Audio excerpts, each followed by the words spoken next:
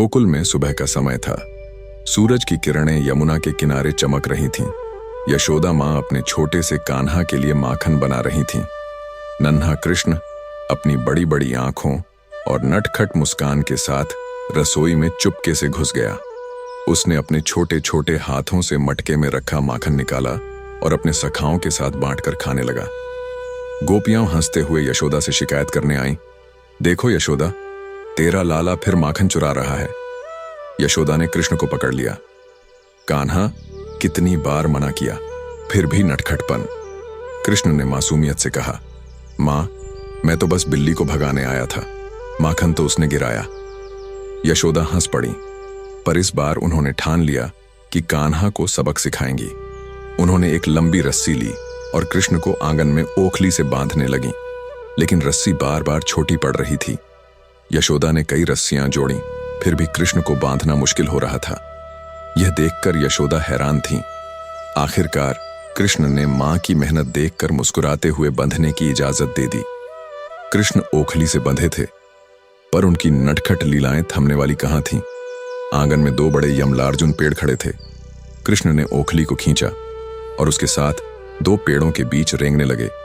उनकी डिवाइन शक्ति से पेड़ जड़ से उखड़ गए और धराशायी हो गए। गोकुलवासियों ने यह शोर सुना और दौड़कर आए। पेड़ों के गिरने से धूल का गुबार उठा और उसमें से दो चमकते हुए यक्ष प्रकट हुए।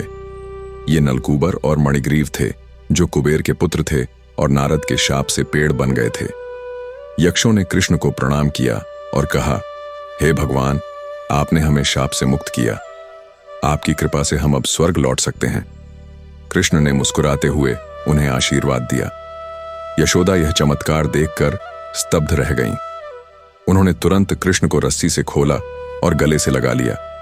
मेरे लाला, तू कोई साधारण बालक नहीं, उन्होंने आंखों में आंसू और मन में भक्ति लिए कहा। गोकुल में यह बात फैल गई। लोग कृष्ण की इस लीला को दामोदर लीला कहने लगे, क्योंकि रस्सी उनके पेट दाम पर बंधी थी। इस लीला ने गोकुलवासियों को सिखाया कि भगवान की माया अनंत है। कोई कितना भी बांधने की कोशिश करे, भगवान की शक्ति और प्रेम से कोई नहीं बच सकता। यह लीला भक्तों को बताती है कि सच्ची भक्ति में ही मुक्ति है। कृष्ण की यह नटखट और चमत्कारी कहानी आज भी वृंदावन के मंदिरों में गाई जाती है। बच्चे, बूढ़े, जवान सब दामोदर की इस लीला को सुनकर भक्ति में डूब जाते हैं। यशोदा का प्रेम, कृष्ण की नटखटता और उनकी डिवाइन शक्ति इस कहानी को अनमोल बनाती है।